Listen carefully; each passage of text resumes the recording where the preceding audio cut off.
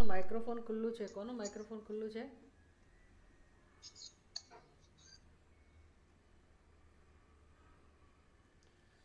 ઓમ સહનાવવતુ સહનૌ ભુનક્તુ સહ વીર્યં કરવાવહૈ તેજસ્વિનાવધીતમસ્તુ મા વિદ્વિષાવહૈ.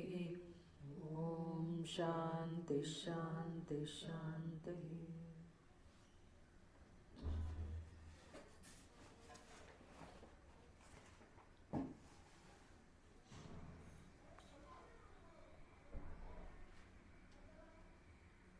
श्रीमद् भागवत एकादश स्कंद 45वां श्लोक, 7वां अध्याय 45वां श्लोक.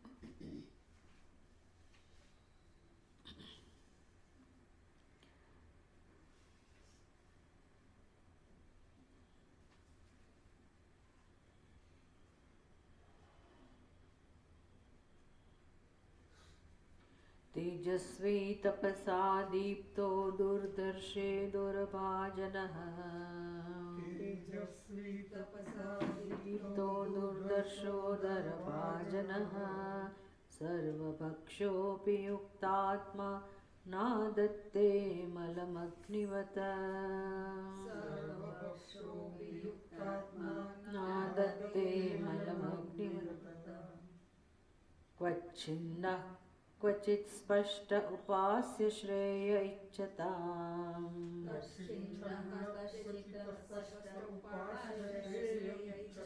भुङ्क्ते सर्वत्र दातॄणां दहन् प्रागुत्तराशुभम्.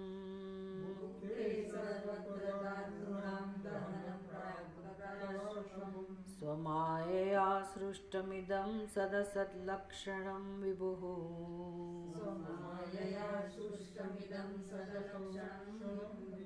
प्रविष्ट ईयते तत्तत्स्वरूपोऽग्निर्वेदसी.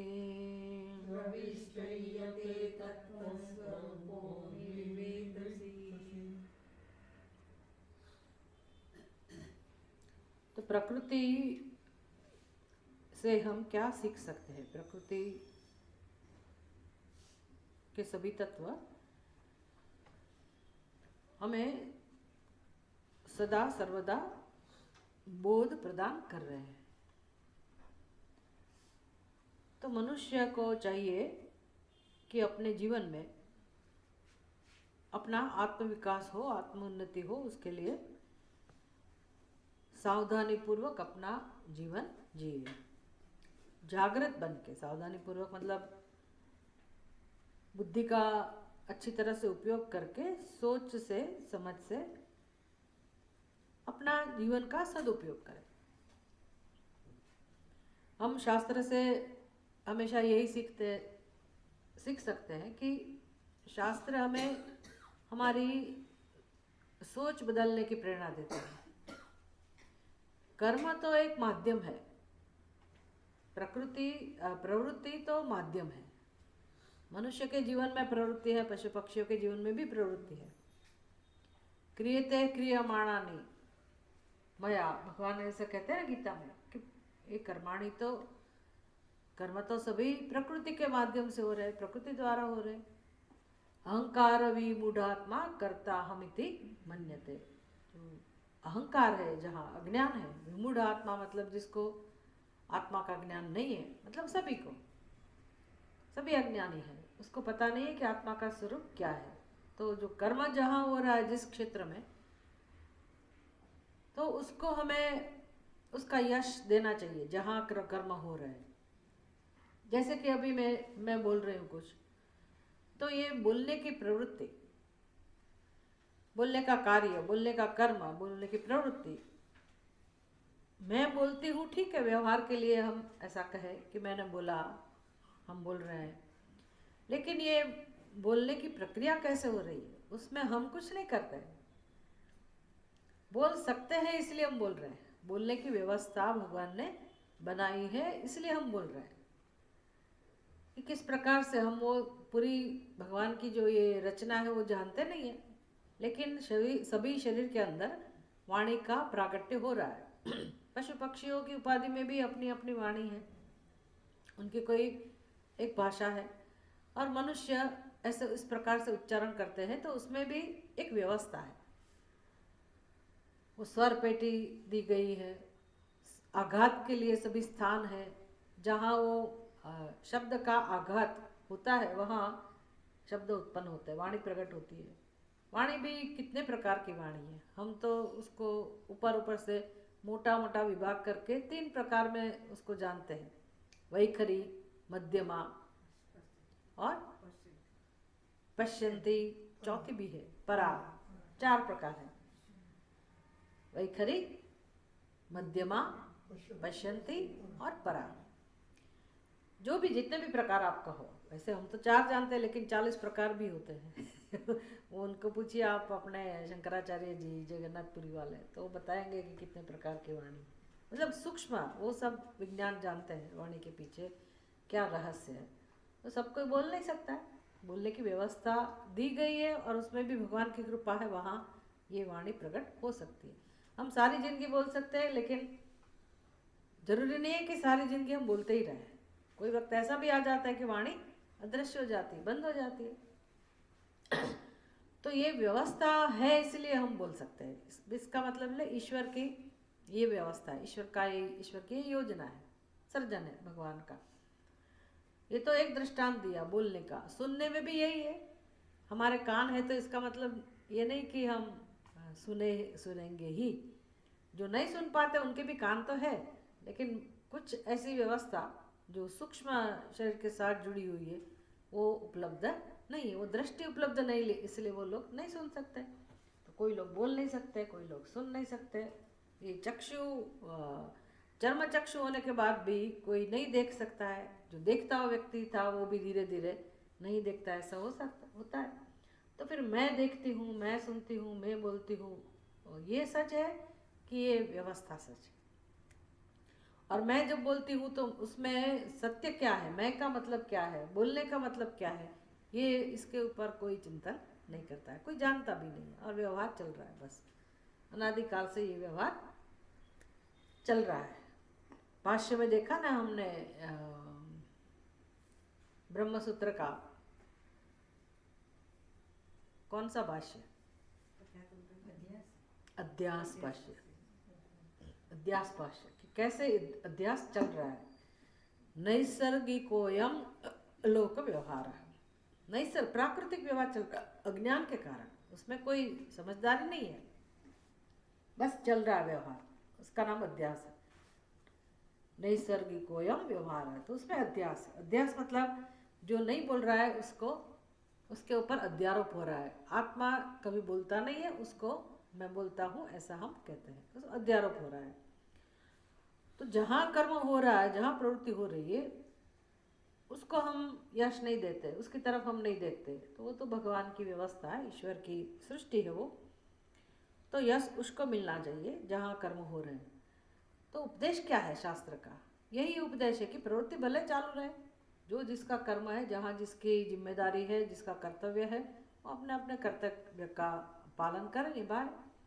प्रवृत्ति भले हो, कर्म भले हो, कर्म के साथ कुछ ये नहीं करना है, जो मतलब धर्म के अनुरूप, कर्तव्य के अनुरूप जो कर्म है वो कर्म व्यक्ति करता रहता है, उससे और मोक्ष का कोई संबंध नहीं है। बंधन किसके साथ है, बंधन किस लिए है कि कर्म मैं नहीं कर रही हूँ, आत्मा नहीं कर रहा है, फिर भी आत्मा को हम कर्ता समझते हैं, ये बंधन का कारण है। और उसके कारण फिर हमारा व्यक्तित्व, हमारा स्वभाव, हमारा संस्कार, और इस प्रकार बंधन दृढ़ हो गया है। अनादिकाल से मनुष्य बेचारा ऐसे दुख की यात्रा में जी रहा है अपना जीवन। तो ये उपदेश अवधूत जी हमें सिखा रहे कि देखिए, पशु पक्षी तो ये सब नहीं सोच सकते, नहीं सीख सकते, लेकिन मनुष्य ये सब सीख सकता है। तो उसके कर्म भले वो करता रहे, जिसकी जो जिम्मेदारी है, जहाँ जिसका स्थान है, वो कर्म करता है, लेकिन मुख्य काम क्या होना चाहिए जीवन में, ये सत्य को जानना। और सत्य को जानना मतलब सबसे पहला उसका पहला सोपान क्या है, पहला चरण क्या है सत्य को जानने का, कि हमें अपने अज्ञान का पता चले। हम ये समझे कि जीवन में अज्ञान है, सभी की बुद्धि में अज्ञान है, लेकिन इसका मतलब ये नहीं कि हम जब जन्म हमारा हुआ तब अज्ञान लेके तो जन्मे हम, लेकिन हम मरने से पहले इस अज्ञान को दूर करने का काम कर सकते हैं। बस ये एक ही मनुष्य का पुरुषार्थ है, एक ही काम है, अज्ञान को दूर करना। ये नहीं होता है और अज्ञान ऐसे ही रहता है और कर्म चलते रहते हैं, प्रवृत्तियाँ चलती रहती है, तो स्वाभाविक है मनुष्य फिर कर्म फल भी इकट्ठा करता रहता है, प्रारब्ध बनाता रहता है और नया नया जन्म, नए नए कर्म, नया नया कर्म फल, प्रारब्ध तैयार करके वो एक शरीर में से दूसरे शरीर में घूमता रहता है। ये संसार का स्वरूप है। तो जब पशु पक्षी नहीं सीख सकते लेकिन मनुष्य तो सीख सकता है। तो ये शास्त्र का उद्देश्य है कि मनुष्य अपने जीवन में इस अज्ञान को समझे, अज्ञान का परिचय प्राप्त करे और भगवान ने जो भी सामर्थ्य दिया है, जो भी शक्ति दी है, बुद्धि दी है, उसका उपयोग इस अज्ञान को दूर करने में करें। अज्ञान को दूर करने की रीत भी बहुत सुंदर है, क्योंकि उसमें ईश्वर की उपासना है, भगवान की उपासना है, सत्य की उपासना है। हमारी दृष्टि आजू बाजू तरफ है कि मेरे घर में कौन कर रहा है, कोई नहीं कर रहा है तो मैं क्यों करूं। सब लोग भागा दौड़ी कर रहे हैं, सब लोग पैसे के पीछे पड़े, सारी दुनिया ऐसे ये कर रही है, सब भोग विलास में मग्न है, तो मैं ये सब क्यों करूं। इसलिए हमें अपना जो मुख्य कार्य है वो उसका पता नहीं चलता है, अपने देह का पता नहीं चलता है। इसके लिए पुण्य चाहिए, भगवान का आशीर्वाद चाहिए, कृपा चाहिए। तो जो जिसने कर्तव्य कर्म किया है, पूजा पाठ की है, भगवान की आराधना की है, उसके जीवन में ये संयोग प्राप्त होता है सत्संग का, इस प्रकार के सत्संग का। तब उसकी दृष्टि धीरे धीरे खुलती है, हमारी बुद्धि धीरे धीरे खुलती भी है और खिलती भी है। जो बंद है ना बुद्धि, एक चश्मा पहन के हम घूम रहे हैं, रंगीन चश्मा, मैं करता, मैं भोगता, बस ये बनावटी चश्मा पहन के हम जी रहे। तो ये इसको ये चश्मा क्या, ये वाले चश्मे की बात नहीं कर रही हूँ, वो जो मैं करता भोगता वाला एक अपनी दृष्टि के ऊपर जो एक लगा हुआ है ना चश्मा अपनी बुद्धि में, इसके कारण राग द्वेष भी है। बस इसमें से हमारा जो वास्तविक स्वरूप है उसका अनुभव में नहीं होता है। हमारी दैवी संपत्ति का भी हम आनंद नहीं ले सकते, जो भगवान ने हमको दी है उसका भी आनंद नहीं ले सकते, कर्म का आनंद भी नहीं ले सकते, सभी जो व्यवहार स्वजन है उनके साथ जो व्यवहार है उसका भी आनंद नहीं ले सकते। जीवन में कोई भी अनुभव, कोई भी प्रवृत्ति के माध्यम से जो भी अनुभव हो रहे उसमें हम, आजकल की भाषा है ना, सुकून का सुकून का अनुभव नहीं होता है, सुकून नहीं हो रहा है जीवन में, शांति नहीं है, स्वस्थता नहीं है। तो जिसको ये पता चला कि ये काम करना है, अज्ञान की निवृत्ति करनी है और वो आनंददायक है, वो वही मनुष्य के जीवन में भले दुख हो लेकिन उसका जीवन उपयोगी बनता है, सार्थक बनता है। वो मनुष्य धीरे धीरे अज्ञान को दूर करता रहता है। उसका फोकस एक ही वस्तु के ऊपर है कि मेरे अंदर, मेरी बुद्धि में जो गलत सोच है उसको मुझे दूर करना है, अज्ञान दूर करना है, और मेरा जो सत्य स्वरूप है उसको मुझे प्राप्त करना है। भले मेरे आजू बाजू कोई भी, किसी को भी इसमें इंटरेस्ट ना हो, जगत के लोगों को भी इंटरेस्ट भले ना हो, लेकिन मुझे ये काम अवश्य करना है। तो वो व्यक्ति के जीवन में एक आंतरिक स्वस्थता, आंतरिक बल और एक विशेष दृष्टि, विशेष सोच, ये सब उसको अनुभव में आता है। यही जीवन का मतलब है। तो ये सीखने की प्रक्रिया के अंतर्गत प्रकृति के सभी तत्व से हम क्या क्या सीख सकते हैं वो हमें समझा रहे हैं। सबसे पहले किससे सीखा? पृथ्वी, फिर वायु, फिर आकाश, फिर जल। जल का हुआ,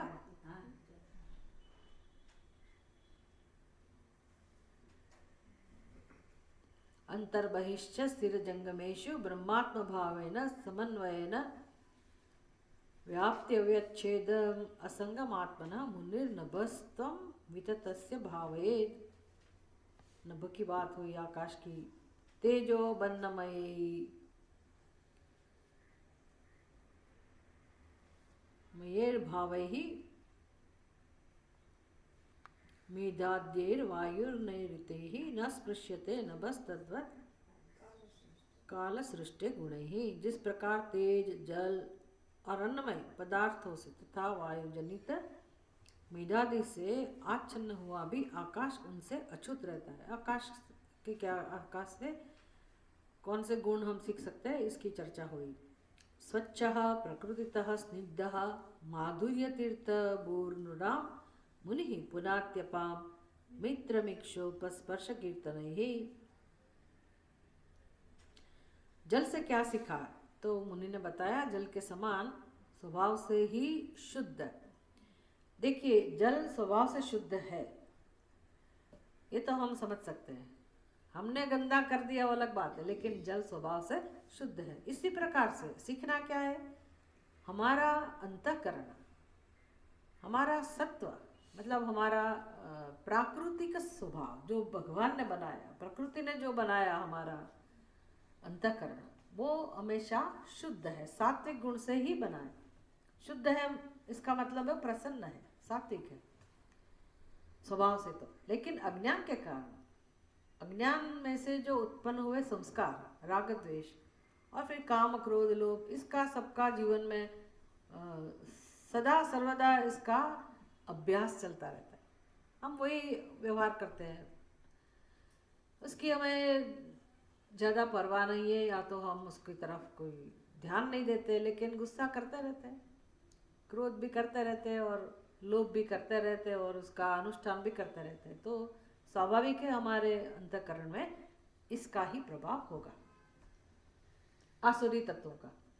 इसलिए वो जो सात्विक है, जो स्वच्छ है, जो शांत और प्रसन्न अंतःकरण है, जो स्वाभाविक है, जो भगवान ने बनाया है, वो शुद्धि का, उस प्रसन्नता का, सात्विकता का अनुभव हमें नहीं होता है। तो हमारी अभी वर्तमान में क्या स्थिति है, भले हम सात्विक हो, पवित्र हो, शुद्ध हो, लेकिन अज्ञान के कारण हमारा व्यक्तित्व ऐसा बन गया है। और चाहिए क्या फिर, ये तो पसंद तो नहीं है, अपना स्वभाव हमें नहीं पसंद है, किसी को भी अपना स्वभाव पसंद नहीं है। इसलिए हम अपने पास बैठते भी नहीं हैं, अकेले कहाँ बैठते, कुछ न कुछ कंपनी चाहिए, क्योंकि हम अपना सामना नहीं कर सकते। तो मुनि को चाहिए कि अपना सामना करे, अपना स्वभाव समझे और धीरे धीरे उसका निवारण करे, जो गलत स्वभाव है उसको दूर करे। फिर क्या प्राप्त होगा, पवित्र बनना नहीं है, शुद्ध बनना नहीं है, शुद्ध है ही हम, भगवान ने हमको शुद्ध ही बनाया है, पवित्र ही बनाया है। लेकिन अज्ञान के कारण जो हमने संस्कार जमा किए हैं, तो हमें जीवन में क्या काम करना है, क्या काम करने का बाकी है। ये बहुत बड़ा विवेक है, बहुत बड़ी समझ है। ये काम कब करेंगे, जब हमें स्पष्टता होगी कि हमें जीवन में शांति ही चाहिए, प्रसन्नता ही चाहिए। ये समझ में नहीं आएगा तब तक ये काम नहीं होगा, क्योंकि बुद्धि को तो अभी अपना संकल्प है, अपनी इच्छाएं है, अपने उद्देश्य है, प्रयोजन है कि नहीं मुझे तो बहुत आगे बढ़ना है, मुझे इतने पैसे कमाना है, मुझे यहाँ पहुँचना है, वहाँ पहुँचना है, कुछ ना कुछ प्राप्त करना है। ये तो बुद्धि का, इस वर्तमान समय में बुद्धि का तो यही संकल्प है, और सभी जगह यही है, और हम बच्चे को भी यही सिखाते हैं। मतलब जीवन जीने का तरीका हम यही जानते हैं, और कोई तरीका हम नहीं जानते। इसीलिए बहुत समय तक सत्संग करने के बाद हमें ये स्पष्टता होती है कि बात तो सही है, बच्चा भी जीवन में सुख ही चाहता है, युवा भी सुख ही चाहते हैं, वृद्ध लोग भी क्या चाहते हैं, सुख ही चाहते हैं। तो शास्त्र सबसे पहला काम क्या, वेदांत शास्त्र सबसे पहला कौन सा बोध देता है कि सुख चाहिए, सुख ही चाहिए, और शाश्वत सुख चाहिए, अनंत सुख चाहिए हमें, और सुख बाहर से मिलने की संभावना नहीं है। और क्यों नहीं है ये भी समझाता है कि सुख आत्मा का ही स्वभाव है, आत्मा का ही धर्म है, और आत्मा तो है ही, हमारा ही स्वरूप है। इसलिए कभी भी किसी को कहीं से भी सुख मिलने की संभावना नहीं है। ये जब समझ में आ जाए बात, तो अभी सुख मिलेगा नहीं, लेकिन स्पष्टता तो मिले ना कि सुख बाहर से नहीं मिलेगा, तो मुझे काम क्या करना है। पुरुषार्थ तो बहुत किया सुख के लिए, लेकिन मिला नहीं सुख, तो अभी क्या करें। निराश होके, दुखी होके हम बस मृत्यु की इंतजार करते रहते हैं कि मृत्यु आएगा, बहुत गई, थोड़ी रही एक दिन जाना ही है, चले जाएंगे तो शांति। अगर नहीं जाते तो भगवान को बोलेंगे हम ले जाओ, तो जीवन में शांति आएगी। संसार क्या है समझ में आता है ना, सभी की यही दशा है। उसको लगता है मेरे चले जाने से शांति हो जाएगी, इसलिए आत्महत्या भी करते हैं कि मैं ही समाप्त हो जाऊं। बस दुनिया इतनी ही है ना, उतना ही हो रहा है, और क्या, और कुछ तो हो नहीं रहा। तो सत्संग का महत्व तभी समझ में आएगा कि सभी की यही कहानी है। भले बच्चा हो लेकिन वो पहले तो बूढ़ा था ना पिछले जन्म में, और कितने जन्म ऐसे बिताए उसने, तो अंदर के संस्कार तो, वो दुख के संस्कार तो लेके ही वो प्रकट हुआ है। वो है तो अंदर से दुखी ही, अभी बचपन में वो सब याद नहीं है, वे संस्कार प्रकट नहीं हुए, लेकिन धीरे धीरे उसको अनुभव में आएगा। तो यात्रा एक जैसी ही है, सुख की खोज चल रही है सब जगह, और निराशा प्राप्त करके बेचारा व्यक्ति इस शरीर को त्याग देता है, फिर नया शरीर धारण करता है। जन्म मृत्यु ये कहानी सबकी है। तो जब शांति चाहिए, मुझे आपको चाहिए कि नहीं चाहिए, लेकिन मेरा निश्चय होना चाहिए कि मुझे तो चाहिए ही। शांति और सुख के सिवा कुछ नहीं चाहिए, ये जब निश्चय होगा तब हमें शास्त्र का महत्व समझ में आएगा कि शास्त्र इतना ही काम करता है कि हमको शांति किस प्रकार से प्राप्त हो, कहाँ से हो, कैसे हो, ये सब मार्गदर्शन हमें केवल और केवल शास्त्र के पास से ही मिलता है। तो पहला निश्चय कि शांति सुख चाहिए ही चाहिए, इसके सिवा कुछ नहीं चाहिए, और वो बाहर से कहीं नहीं मिलेगा तो कहाँ से मिलेगा? अपने पास से ही, है ना। शास्त्र तो हमें रास्ता दिखाता है, शास्त्र सुख नहीं देता है, सुख कोई नहीं दे सकता है, और सुख प्राप्त करने का विषय भी नहीं है, ये भी विवेक है। सुख है ही, हमारा सत्य सुख ही है, तो बीच में क्या आता है? अवरोध किसका है? अज्ञान का, और उसमें से प्रकट हुए संस्कार का। तो क्या काम करना जीवन में, क्या दे रहा अभी, कौन सा काम करेंगे कि मुझे सुख मिलेगा? इसलिए हम मंदिर में जाते हैं, व्रत तपस्या करते हैं, दान दक्षिणा करते हैं, यज्ञ याग आदि करते हैं। ये तो जीवन जीने का एक तरीका समझाया कि जीवन तो यही होना चाहिए, इससे ही जीवन सुशोभित है। धर्म की प्रवृत्ति से, धर्म के अनुष्ठान से जीवन में ये तो होना ही चाहिए, लेकिन सुख कहाँ से मिलेगा? जो आवरण है हमारे अंदर हृदय में, उसको दूर करने से ही सुख मिलेगा। आवरण का स्वरूप क्या है? राग द्वेष, अज्ञान तो है ही, उसमें से प्रकट हुए राग द्वेष, और फिर जो भी आप पंच क्लेश कहो, अविद्या, अस्मिता, राग, द्वेष और अभिनिवेश। बस ये 5 क्लेश के अंदर सभी का संसार आ जाता है। संसार में इतना ही है और कुछ नहीं। जब किसी के बिना रह ही नहीं सकते हम, तो उसको कौन सा क्लेश कहेंगे?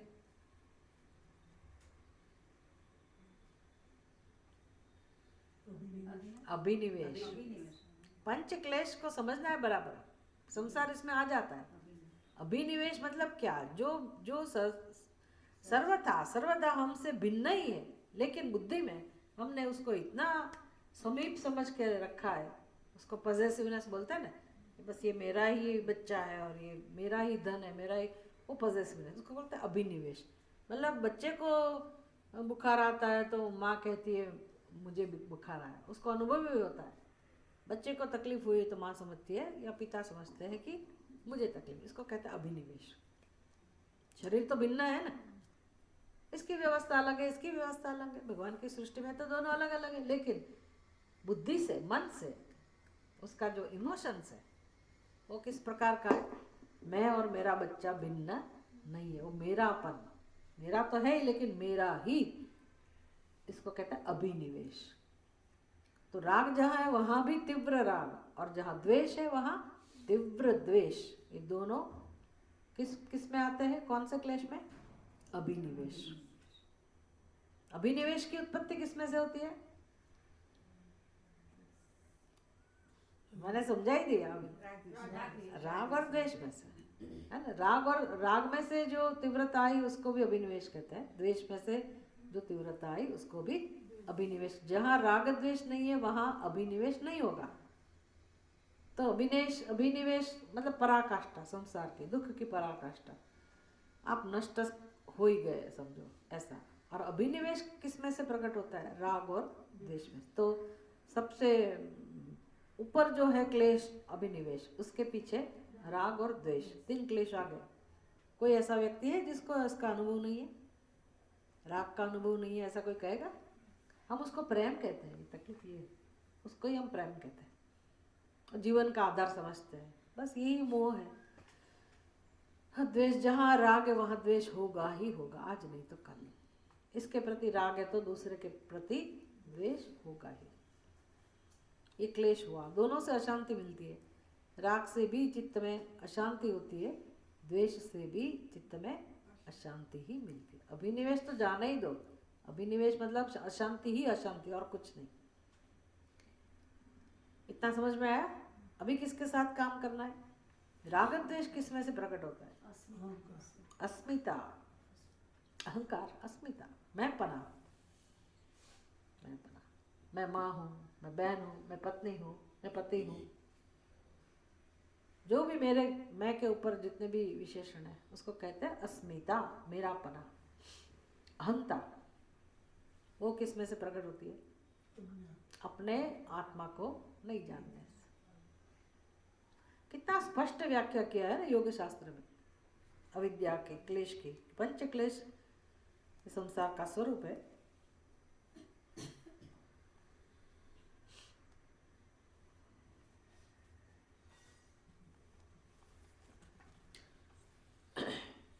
बस ये 5 जो क्लेश है उसको दूर करने के लिए मनुष्य का जीवन है, ये हम दूर कर सकते हैं। बाकी कुछ परिवर्तन नहीं ला सकते संसार में। तो हमारा पूरा सामर्थ्य, सभी शक्ति, सभी ज्ञान जो भी हमारे पास है उसका उपयोग हम इस पंच क्लेश को दूर करने के लिए करेंगे। तो मिलेगा क्या?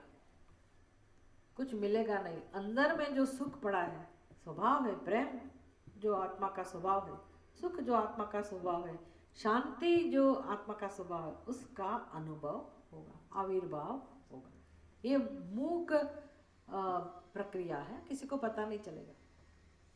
अंदर ही अंदर व्यक्ति के अंदर होने वाली प्रक्रिया है। हम किसी को बता भी नहीं सकते, बताने की आवश्यकता भी नहीं है, और कोई हमें जान भी नहीं सकता है। हम ही जानते हैं कि हमारे अंदर क्या हो रहा है। दुख तो बहुत होगा, क्योंकि संसार को ऐसे थोड़ी छोड़ सकते हैं। यही हमारा आधार था ना। तो ये सबसे जब हम ऊपर उठते हैं तो दुख तो बहुत होता है, लेकिन अंदर से तृप्ति का, शांति का, सुख का अनुभव होता है, प्रसन्नता। ये रास्ता कहाँ ले जाता है? मोक्ष के रास्ते।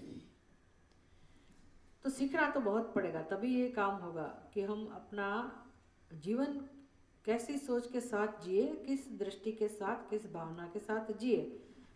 तो कहते हैं कि देखिए, ये आकाश जिस प्रकार से व्यवहार करता है, भूमि जिस प्रकार से व्यवहार करती है, जल जिस प्रकार से व्यवहार करते हैं, हमको लगता है ये सब जड़ है, आकाश, भूमि, जल, अग्नि, लेकिन सभी की प्रवृत्ति है। हम सबको देवता कहते हैं, और उनकी कृपा नहीं होगी ये अभी जो कर रहे हैं। जैसे सूर्य नारायण का प्रकाश अभी हमें मिल रहा है, इतनी ठंड हो और सूर्य नारायण दिखे ही नहीं, तब पता चलेगा कि कहाँ से हम वो करेंगे। तो सबके पास से हमें मिल रहा है, वो हमारी सेवा कर रहे हैं, सभी तत्व हमारी सेवा कर रहे हैं। तो फिर हमारा काम क्या होना चाहिए? हमारी मुख्य प्रवृत्ति क्या होनी चाहिए? क्या होनी चाहिए? वो देते हैं बिना कुछ बदले में लेने की भावना से, वो देते ही देते हैं, देना ही उनका काम है। तो हमारा धर्म क्या बन जाता है? देना, कंट्रीब्यूशन।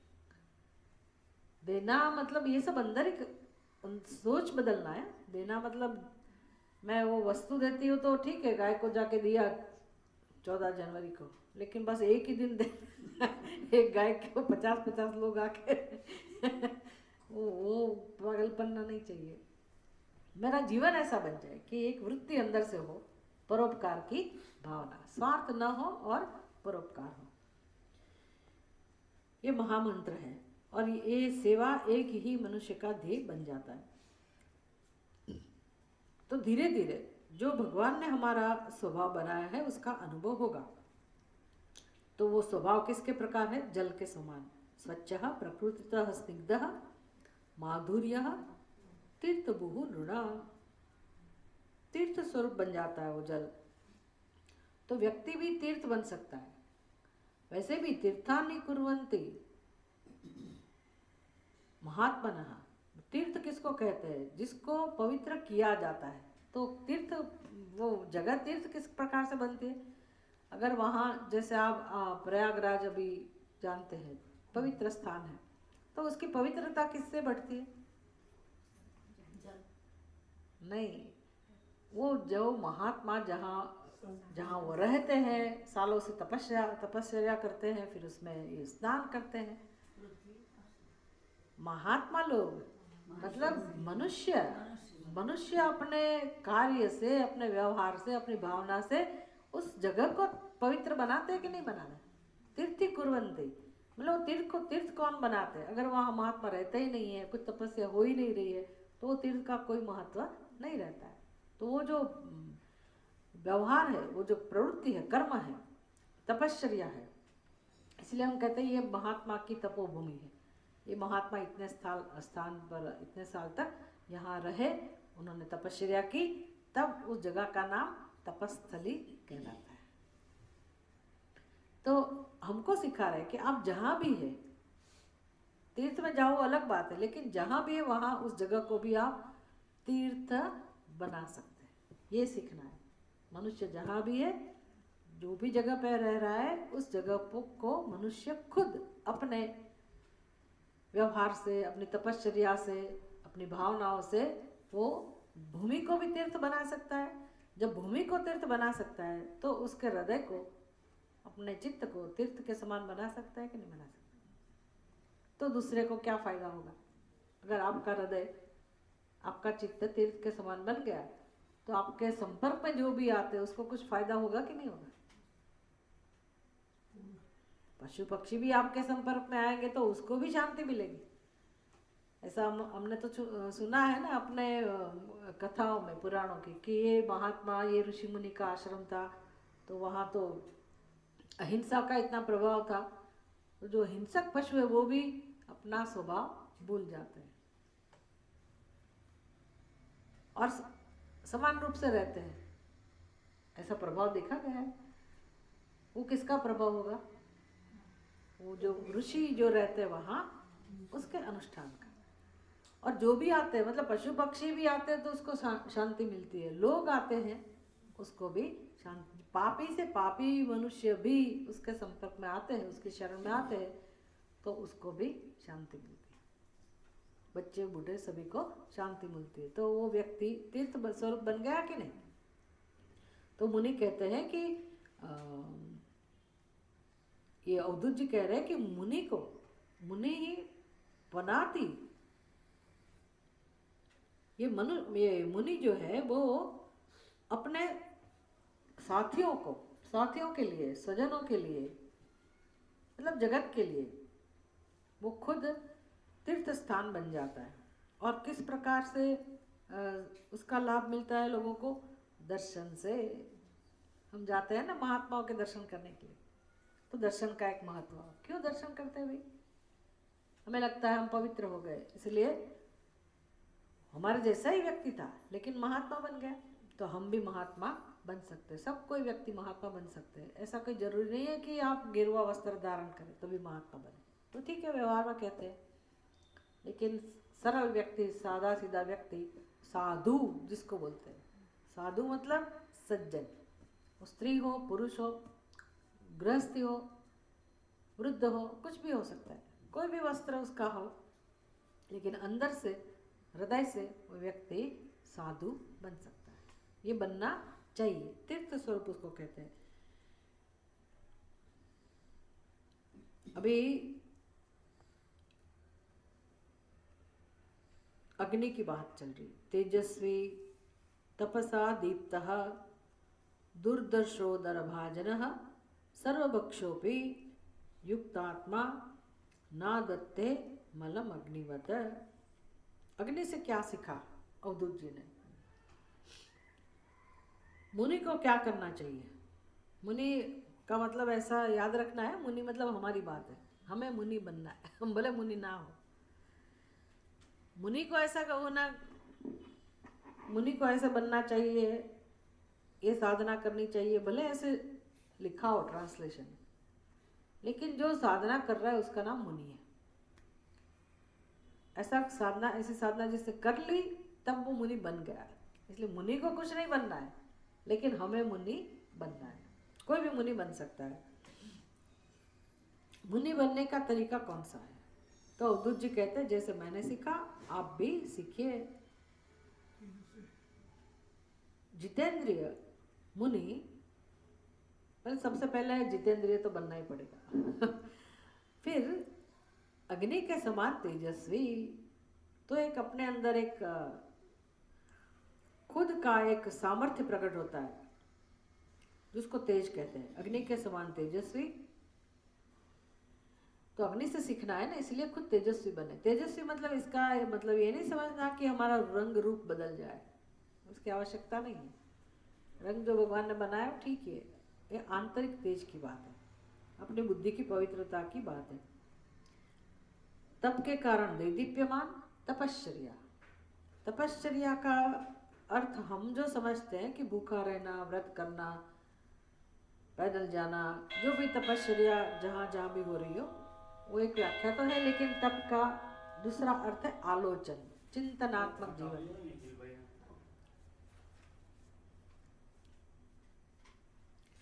तपश्चर्या का अर्थ है चिंतनात्मक जीवन, आलोचन करना, चिंतन करना, मनन करना, सत्य के बारे में कुछ सोचना। तो ऐसी तपश्चर्या जिसके जीवन में है और उसके कारण वो व्यक्ति का एक अलग से पर्सनालिटी बनती है। फिर धीरे धीरे ये सभी तत्वों से सीख रहा है, इसलिए निर्विकार। अग्नि भी कैसा है, उस अग्नि के अंदर कुछ भी आप डालो, चंदन की लकड़ी डालो तो भी उसमें विकार नहीं आएगा, घमंड नहीं आएगा कि मैंने चंदन को भस्म किया। और कूड़ा कचरा डालोगे तो उसको भी वो खत्म कर देगा, मतलब उसको भी शुद्ध कर देगा, उसमें कोई विकार नहीं आते संपर्क से, तो वो निर्विकार है, स्वयं एक जैसा ही है। और पात्र कौन सा है उसके पास? अग्नि के पास एक ही पात्र है। हम वेदी प्रकट करते, वेदी में अग्नि प्रकट करते हैं तो कुछ ना कुछ डालते रहते ना, स्वाहा स्वाहा करते करके, तिल डालेंगे, जव डालेंगे, दही डालेंगे, चावल डालेंगे, जो भी। तो अग्नि क्या करता है? स्वाहा कहते हैं मतलब वो भोजन ग्रहण कर लेता है। वो उसके पास एक ही पात्र है। कौन सा पात्र है? उदर, मतलब सब संभाल लेता है अपने अंदर, स्वाहा कर लेता है।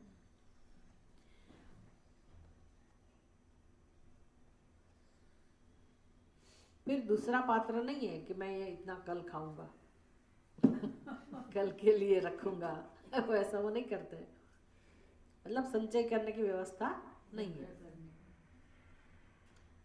तो अपरिग्रह हमको भी सिखाते हैं ना, सत्य, अहिंसा, चोरी न करवी, वण जो तू नव संगर्व, ये सब मूल्य सिखाए। इसलिए अपरिग्रह,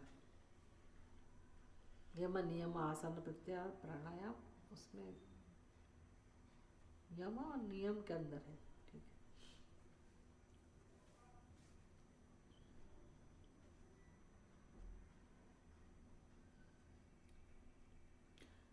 कहने का तात्पर्य है कि अग्नि के समान सर्वभक्षी होकर भी संयत चित्त होता है।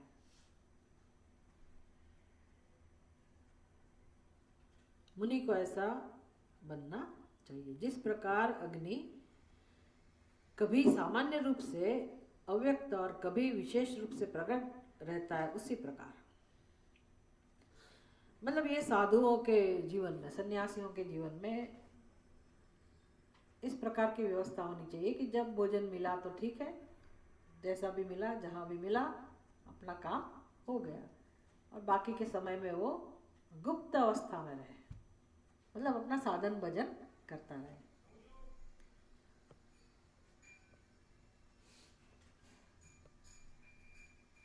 ये सब अब अग्नि के लक्षण है, इसके साथ उसकी तुलना करके फिर हमको सिखाते हैं। आत्म कल्याण की इच्छा वालों से सेवित होता है, वह भिक्षा देने वालों के अतीत और आगामी अशुभों को भस्म करता हुआ सर्वत्र अन्न ग्रहण करता है। ये तो खाली साधुओं को ही बात लागू पड़ती है। संसारी तो भिक्षा लेने के लिए जाते नहीं है, साधु लोग जाते हैं भिक्षा करने के लिए। तो उसको कहते हैं कि आपको काम क्या करना है, मतलब आपकी दृष्टि में राग द्वेष नहीं होना चाहिए। जैसे अग्नि सबको पवित्र करता है, वो कुछ न कुछ प्राप्त तो करता है ना, भिक्षाकरण करता है अग्नि भी, और सबको पवित्र कर देता है। उसी प्रकार सर्वत्र अन्न ग्रहण करता है। ये आत्मकल्याण की इच्छा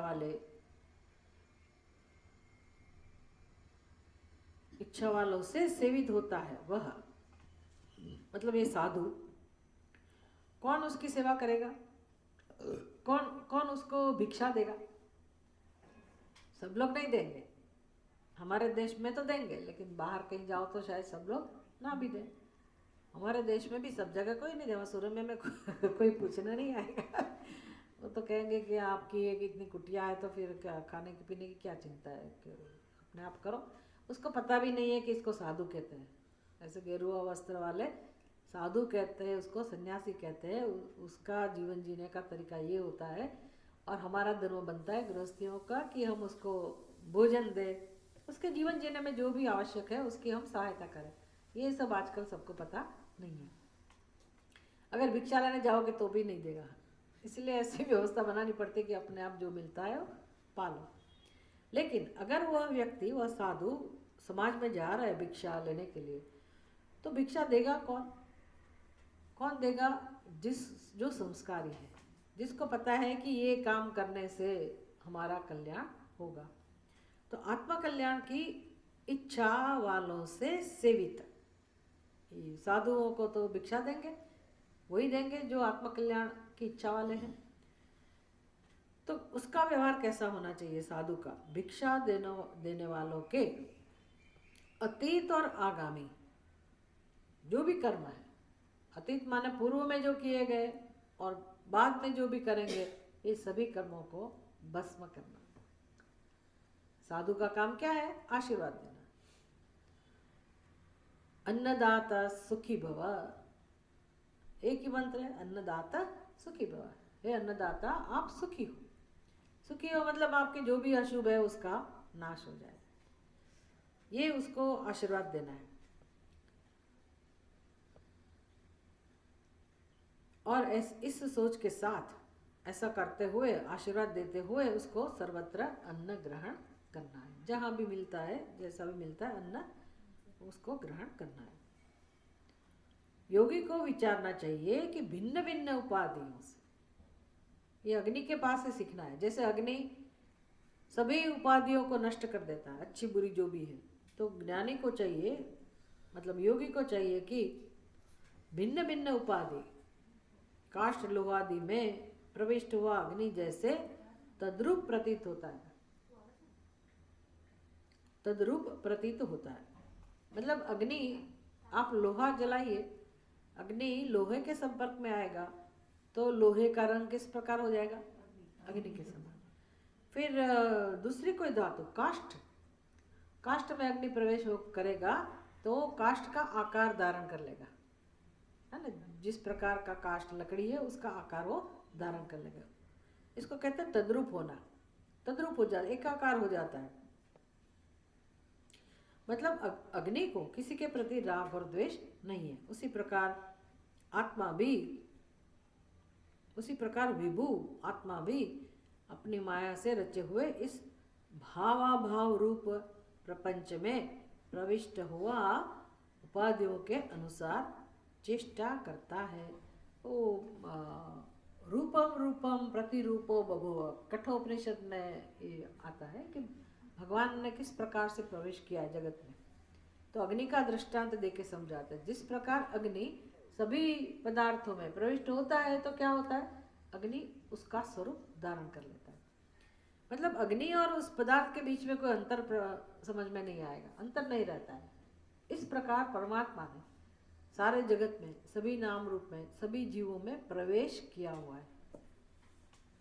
इसका मतलब है अब आपको जो भी दिख रहा है वहाँ परमात्मा तो है ही। आपको कोई अच्छी चीज़ दिख रही है तो वहाँ भी परमात्मा है, जो बुरी चीज़ है वहाँ भी परमात्मा तो है ही। बिना परमात्मा से कोई पदार्थ, कोई नाम रूप, कोई जीव नहीं है। इसलिए आपका व्यवहार भी उस परमात्मा को ध्यान में रखते हुए होना चाहिए। 48वां श्लोक। विसर्गाद्या श्मशानान्ताः भावा देहस्य नात्मनः कलानामिव चन्द्रस्य कालेनाव्यक्तवर्त्मना कालेन योगवेगेन भूतानां प्रभवाप्ययो नित्यावपि न दृश्येते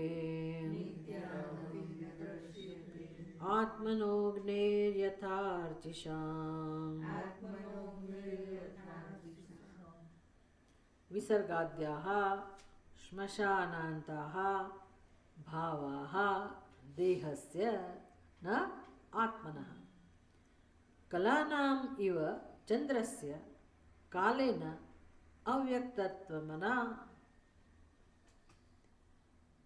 अव्यक्तवर्त्मना कालेन हि ओघवेगेन भूतानां प्रभव अप्ययौ नित्यौ अपि न दृश्येते आत्मनः अग्नेः यथार्चिषाम्।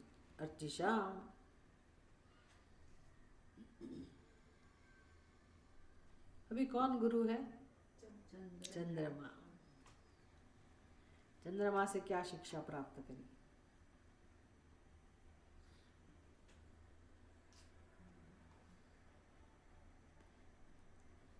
कितना सुंदर दृष्टांत है।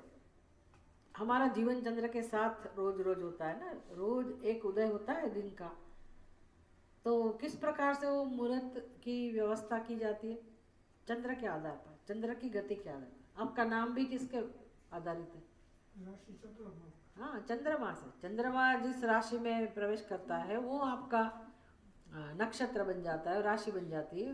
नक्षत्र भी है, राशि भी है और उसके अक्षर है, उसके ऊपर से नाम। अगर पहले के ज़माने में जो नाम देते थे तो आपका नामकरण में भी चंद्रमा है।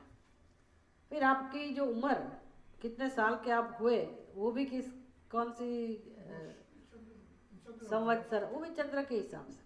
तो चंद्र के हमारे साथ संबंध है ना, चंद्र का हमारा जीवन उसके साथ जुड़ा हुआ है। तो कहते हैं चंद्रमा की व्यवस्था क्या है?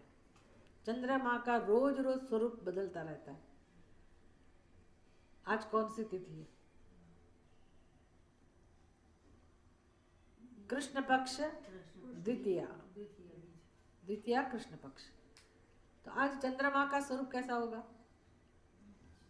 2 दिन पहले कैसा था? 2 दिन पहले पूर्णिमा थी, चंद्र पूर्ण था। कल एक कला उसकी कम हो गई, परसों फिर कल एक कला और कम हो गई, द्वितीया आज, फिर कल एक कला और कम हो जाएगी। धीरे धीरे अमावस्या के दिन उसकी एक भी कला नहीं होगी। तो कलाएं घटती रहती है और फिर बढ़ती रहती है। तो सतत विकार है, सतत परिवर्तन है। तो चंद्रमा से क्या सीखा है? तो सुनिए। अलक्ष्य गति काल के प्रभाव से घटने बढ़ने वाली चंद्रमा की कलाओं के समान हमारा जीवन भी किसके समान है? चंद्रमा के समान। चंद्रमा के समान क्या सीखना है? मतलब क्या तुलना किस प्रकार की है? किससे तुलना है? जो चंद्र के अंदर रोज रोज कलाएं या तो कम होती जाती है या तो फिर वो बढ़ती जाती है। मतलब परिवर्तन है, सदा परिवर्तन है। इसी प्रकार मनुष्य के जीवन में भी जन्म से लेकर मृत्यु पर्यंत तक जो भी अवस्थाएं हैं, देहिनोस्मिन् यथा देहे कौमारम यौवनम जरा। ये तो निश्चित रूप से है, जो भी व्यक्ति ने जन्म लिया, मनुष्य की बात है, जिसका भी जन्म हुआ तो देह की प्रारंभिक अवस्था क्या होगी? देहिनोस्मिन् यथा देहे, तो बाल्यावस्था सबसे पहले, बाल्यावस्था। फिर बाल्यावस्था कितने साल रहेगी? वो चलती रहेगी क्या? 25 साल तक बालक कहलाएंगे आप? तुरंत बदलती जाती है। बच्चा का जन्म हुआ, बस 1 हफ्ते का हो गया, 1 महीने का हो गया, वृद्धि चलती ही रहती, परिवर्तन आता ही रहता है, तो कलाएं बढ़ती जाती है। षोडश कलोयम पुरुषः, प्रश्नोपनिषद। ये जीव कौन है? कितनी कलाओं वाला है? किसकी बात है? भगवान की बात नहीं, हमारी बात है। षोडश कलशः अयम पुरुषः। हम 16 कला वाले हैं। खाली श्री कृष्ण भगवान है पूर्ण कला वाले, ऐसा नहीं है, हम भी वही है। तो ये कला किसके समान है? तो बाल्यावस्था, फिर कुमारावस्था, फिर युवावस्था, फिर प्रौढ़ावस्था, फिर वृद्धावस्था, और फिर फिर उत्क्रांति, दूसरे शरीर में संक्रमण, मृत्यु पर्यंत, जन्म से लेकर मृत्यु पर्यंत जितनी भी अवस्थाएं हैं। सीखना क्या है? चंद्रमा की कलाएं जैसे बदलती है, इस प्रकार हमारे जीवन में जो भी स्थितियां आती है, ये सब परिवर्तन, ये सब विकार किसका है? शरीर का है, आत्मा का नहीं। तो वृद्धावस्था किसकी है? शरीर की। बाल्यावस्था किसकी थी? हमारी समझ ये नहीं है, हम तो दुखी है। क्यों? कि हम वृद्ध हो गए। चिंताएं आती है ना। फिर वृद्धावस्था में क्या मिलता है? वृद्धस्तावत चिंतासक्त है, बालस्तावत क्रीड़ासक्त है। ये हमारी बात है, हमने क्या किया बाल्यावस्था में? कोई भी बालक क्या करता है? क्रीड़ासक्त है। बालस्तावत क्रीड़ासक्त। अपनी रुचि किस में होती है? रमत में, खिलौने में। हाँ, होंगे कोई कोई बालक जो ऑर्फन चिल्ड्रन, माता पिता नहीं है, उसकी बेचारे की स्थिति अलग बात है, वो किस अवस्था में जीते पता नहीं। लेकिन बालक की स्वाभाविक वृत्ति किस में होती है? रुचि किस में होती है? खेलकूद में। बालस्तावत क्रीड़ासक्त। हमारा संपूर्ण मन उसमें ही आ सकता है, और कुछ समझ में आता ही नहीं। बाल्यावस्था इसमें बीत जाती है। फिर हो गए युवा, बालस्तावत क्रीड़ासक्त, तरुणास्तावत, तरुण बन गए, युवा बन गए, तो किस में आ सकता है? विजातीय, तरुणी सकता, विजातीय आकर्षण, उसमें 40-50 साल चले जाते हैं। भले ये लोग कहें कि 25 साल ब्रह्मचर्य और दूसरे 25 साल गृहस्थ आश्रम, लेकिन आजकल तो कब से शुरू हो जाता है पता नहीं है गृहस्थ आश्रम। गृहस्थ आश्रम का मतलब जरूरी नहीं कि शादी हो जाए, बच्चे हो जाए, ये वृत्तियाँ इस प्रकार की हो जाए। तो आजकल तो आप देख ही रहे कि स्कूल के बच्चों के अंदर भी यही सब चल रहा है। तो वो जो विजातीय आकर्षण, उसको कहते हैं शंकराचार्य जी तरुणस्तावत तरुणी सकता। रात दिन उसकी ही चिंता चलती है, विजातीय जो है उसकी कामनाएं, उससे चित्त लगा रहता है। वही से ही आपके जीवन में प्रेरणा मिलती है, क्या करना है, क्या नहीं करना है, किसको मिलना है, किसको नहीं मिलना है, सभी प्रेरणाएं वहीं से ही मिलती है। उसको कहते हैं आसक्त, तरुणस्तावत तरुणी सकता। चित्त उसमें ही लगा रहता है। कभी भगवान का भजन, भगवान का नाम स्मरण, कभी सेवा, कभी ध्यान, पूजा पाठ, अगर वो करते हैं तो भी उसके लिए ही, अपने मन की कामनाओं की पूर्ति के लिए। लेकिन मन खुद स्वयं भगवान का भजन नहीं चाहता है, भगवान के प्रति कोई रुचि नहीं होती है, कुछ कामनाओं के कारण वो भगवान में रुचि लेते हैं। तरुणस्तावत तरुणी सकते। ठीक है, जीवन समाप्त हुआ, अभी वृद्धावस्था आई, बहुत देख लिया, बहुत अनुभव कर लिया, बहुत समझ में, अभी ताकत भी नहीं है, करना तो बहुत कुछ है, लेकिन शरीर साथ नहीं देता है। चलो भोग लिए, सब सही ढंग से हुआ, थोड़ी बहुत तृप्ति भी हुई समझ लो, लेकिन मिला क्या वृद्धावस्था? वो तो सबका अनुभव है, क्या मिला? चिंता। अभी किस में मन लगा रहता है वृद्धावस्था? खेलकूद में भी नहीं, गृहस्थ में भी नहीं, विषयों में भी नहीं। अभी क्या, किसकी मन किस में रहता है? चिंता से आसक्त। किसकी चिंता है वो तो व्यक्ति ही जाने,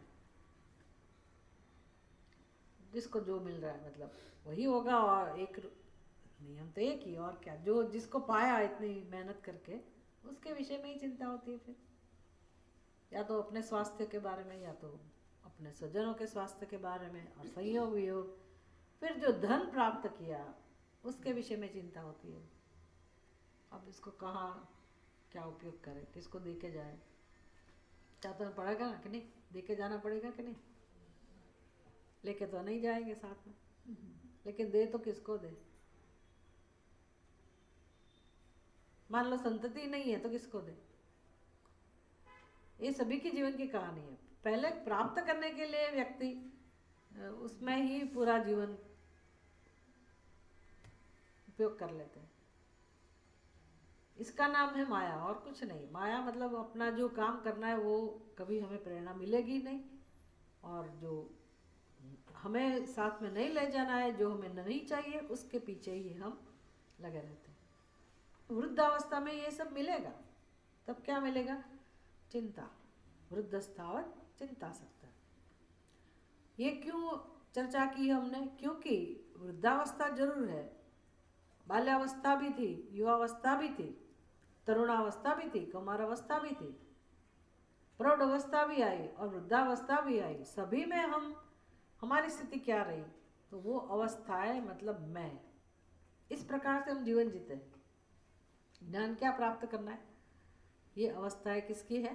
शरीर की, आत्मा की नहीं है। अब क्या करें? शुष्क निरकक का सारा, अभी अवस्था पूर्ण हो गई अंतिम अवस्था में आ गए, तब मुझे कोई समझाए कि ये सब अवस्थाएं तो शरीर की अपनी थी ही नहीं। तो अभी समझ के भी क्या करना, क्योंकि अभी चिंता में मग्न व्यक्ति कुछ उपदेश ज़्यादा ग्रहण नहीं कर सकता। कब प्राप्त करना चाहिए उपदेश? जीवन की शुरुआत में ना, प्रारंभ में, कि देखिए इस प्रकार से जीना है कि गलती ना हो। आप खामखा सारी चिंता है अपने ऊपर बोझा लादते जीवन पूर्ण करें, दुखी हो, इसके लिए जीवन नहीं है। पहले से ही क्लैरिटी हो तो भले आप शिक्षा प्राप्त करो, धन कमाओ, प्रतिष्ठा प्राप्त करो, अपना स्वजन वगैरह हो, परिवार हो, लेकिन ये कि इसमें से कुछ भी आत्मा को स्पर्श नहीं कर सकता। ये आत्मा के धर्म नहीं है। तो मुनि को ये सब सीखना है। ये इस जन्म में सीखा होगा, भले अभी सीखे हम इस अवस्था में, तो अगले जन्म में काम में आएगा कि नहीं आएगा? हम तो भूल जाते, कैसे काम में आएगा? देखिए ज्ञान कभी भूलता नहीं है। अंदर से एक बार अंडरस्टैंडिंग आ गई, क्लैरिटी आ गई, उसको याद रखने की जरूरत नहीं है। वो एक बार समझ में आ गई बात, तो फिर रुचि उसके प्रति बढ़ती रहेगी।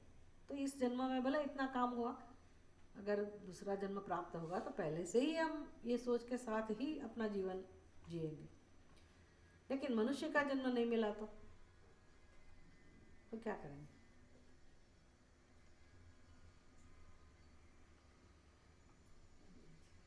कितने साल से सत्संग कर रहे हैं?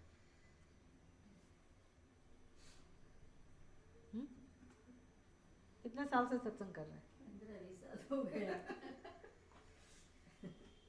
मेरा कहने का मतलब ये है, 15-20 साल हो कि 2 साल हो, या अभी आज किया, जो भी सत्संग आपने किया, हम सत्संग में क्या सीखते हैं? नेहाभिक्रम नाशोस्ति, इतना ही चाहिए, नेहाभिक्रम नाशोस्ति। ये इस मार्ग पे आपने प्रयाण शुरू किया तो अभी उसका बाद में कभी नाश नहीं होता। मतलब ये मार्ग सफलता की तरफ ही ले जाता है। तो सफलता का स्वरूप क्या है? मोक्ष, आत्मकल्याण। तो फिर भगवान भी बंध गए हमारे साथ, प्रतिबद्ध हो गए कि मुझे अगर मोक्ष का मार्ग दिखला दिया, मैंने उस मार्ग पे चलना शुरू कर दिया, तो भगवान को क्या करना पड़ेगा? मुझे अभी दूसरा शरीर लेने की जरूरत है, आवश्यकता है, तो भी भगवान को सोचना पड़ेगा कि इसको कौन सा शरीर दे। मतलब मनुष्य का ही शरीर देना पड़ेगा। ये तो भगवान के वचन है। तो भले इस जन्म में हम थोड़ा काम बाकी रह गया, लेकिन अगले जन्म की क्लैरिटी भी है कि मुझे मनुष्य का जन्म ही मिलेगा। ये कॉन्फिडेंस आना चाहिए अभी इतने साल सत्संग किया, इतना भी नहीं पता कि हम दुखी हो गए कि क्या बात, पता नेक्स्ट जन्म मिलेगा कि नहीं मिलेगा मनुष्य का, पशु पक्षी बन जाएंगे तो कैसे मोक्ष मिलेगा। ये सिखाया है सत्संग में। सत्संग में क्या सिखाया है कि इस मार्ग पे जो व्यक्ति चला है उसको मनुष्य का ही जन्म मिलता है। भगवान के वचन है, नहीं कल्याणकृत कश्चित दुर्गतिम तात गच्छति, उसकी दुर्गति कभी नहीं होती। इस कॉन्फिडेंस के साथ, श्रद्धा के साथ हमें जीवन जीना है। वृद्धावस्था आ गई तो क्या हुआ, हमने कुछ फालतू समय नहीं कमाया, हम सीखे हैं, भले देर से सीखे लेकिन सीखे हैं। किसी किसी को तो इतना भी मृत्यु पास में समीप आ जाती तो भी भगवान में रुचि नहीं उत्पन्न होती है, हमने तो किया। फिर भगवान का भी तो कुछ जिम्मेदारी बनती है कि नहीं।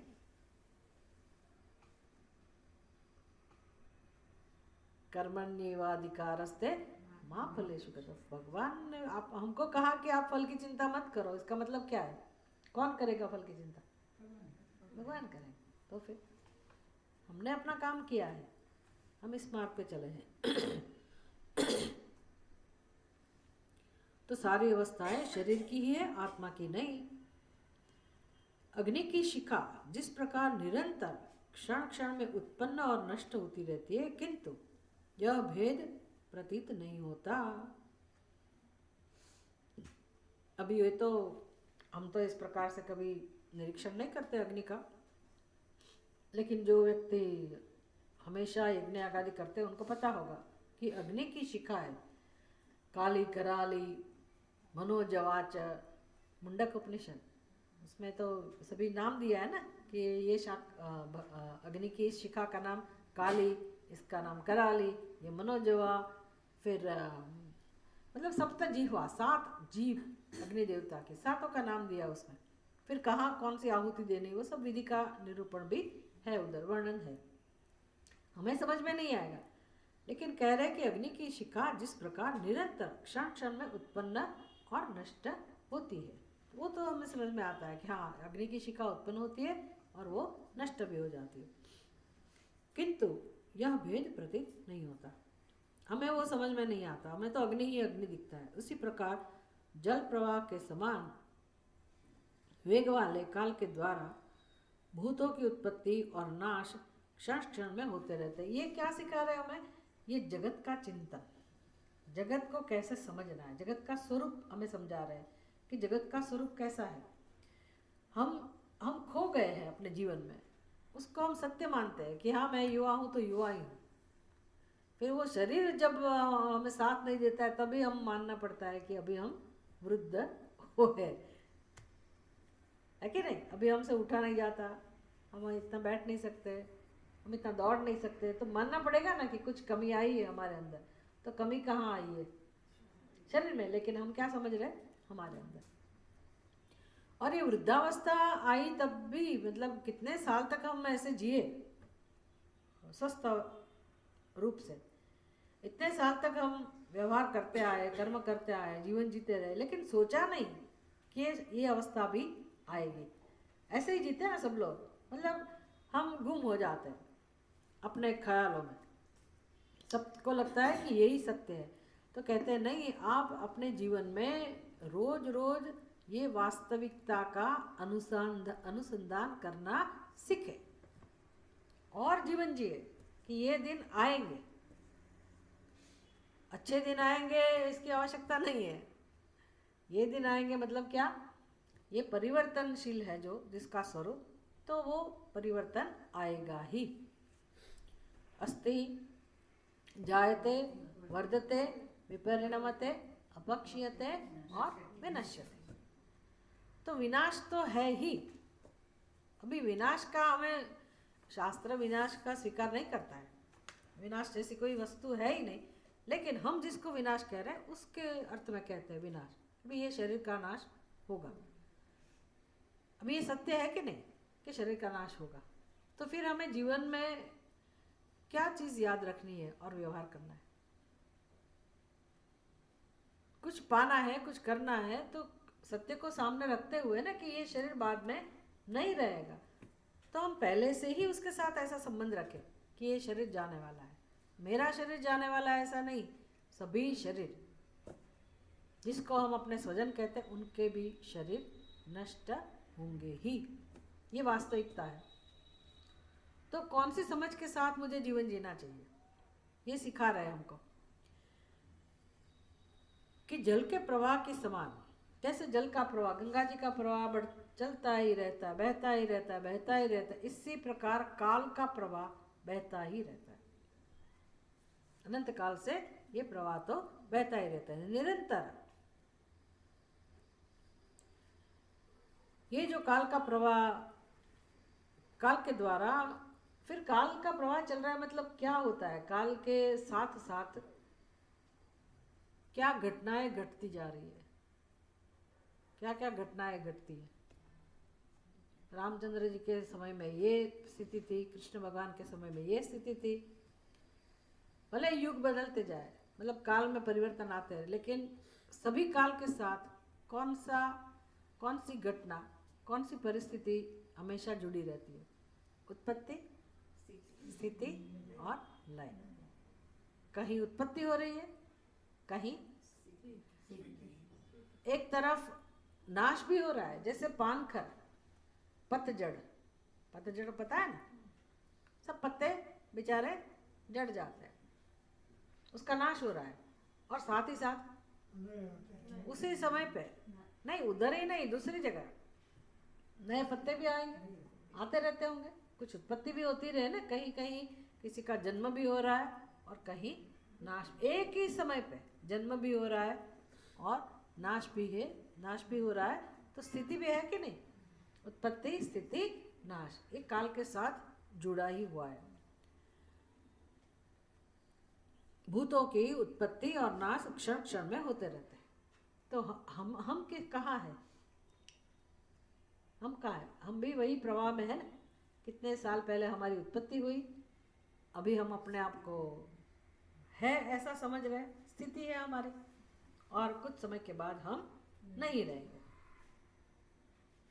तो ये तो वास्तविकता है, भूतों की उत्पत्ति और नाश क्षण क्षण में होते रहते हैं। लेकिन हमको कहाँ दिखाई देता है? हमको वो दिखाई नहीं दे रहे हैं, अज्ञान के कारण नहीं दिखाए। अगर आप सोचेंगे तो स्पष्ट रूप से देखेंगे कि हाँ ये तो जा ही रहा है। अभी बाल सफ़ेद हो गए तो क्या हम नहीं जान सकते, नहीं दिखाई दे रहा है, लेकिन हम काले करके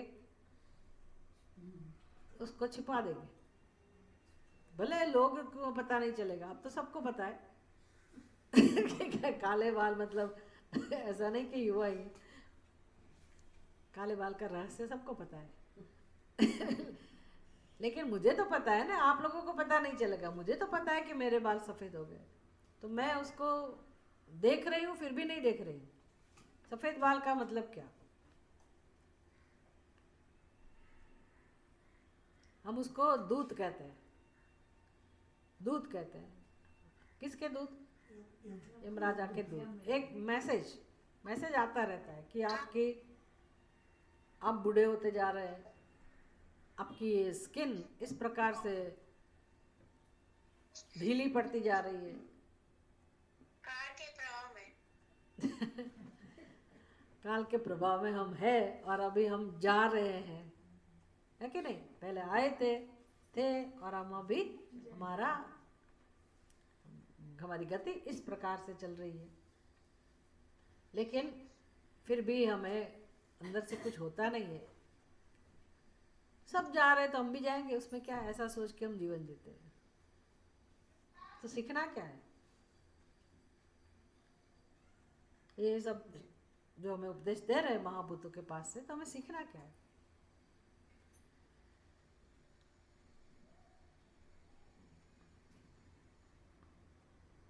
क्या सीखना है? नहीं, ये वास्तविकता है तो वास्तविकता है, लेकिन हमें सीखना क्या है? आत्मा की वास्तविकता नहीं है। मतलब मेरा नाश नहीं है, वृद्धावस्था मेरी नहीं है। ये काम मुझे जान लेना है। कब जान लेना है? जब ये शरीर है, जो शरीर जाने वाला है वो निश्चित है। तो ये जब नष्ट हो जाएगा उसके पहले मुझे उसका उपयोग कर लेना है। ये काम करना है कि नहीं करना है? हम वो नहीं करते। खाते पीते हैं, मजे में लेते रहते हैं, अपनी इच्छाएं पूर्ण करते रहते हैं, लेकिन ये शरीर जाने वाला है तो मुझे क्या काम कर लेना चाहिए ये पता नहीं है। तो सत्संग इसके लिए है। शरीर तो जाएगा।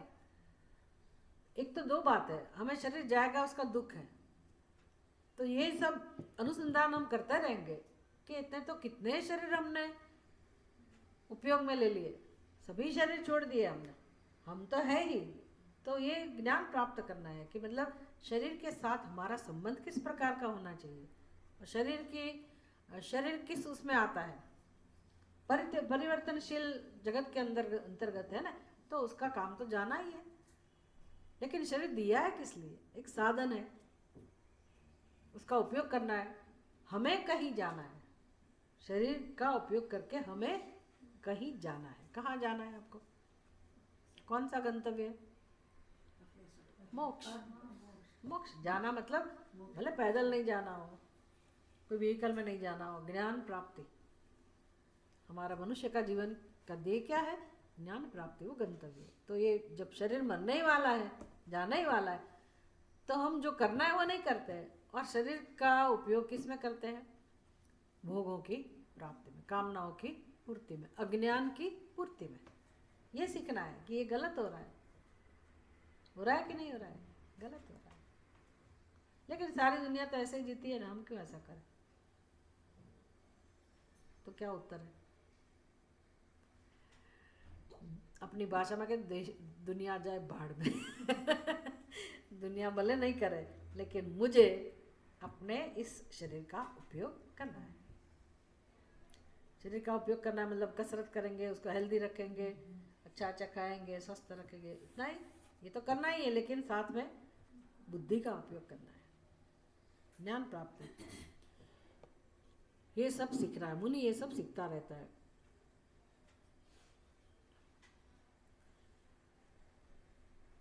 एक कलाक थे ना। ओम पूर्णमदः पूर्णमिदं पूर्णात् पूर्णमुदच्यते पूर्णस्य पूर्णमादाय पूर्णमेवावशिष्यते। ओम शांति शांति शांति। हरि ओम। श्री गुरुभ्यो नमः। हरि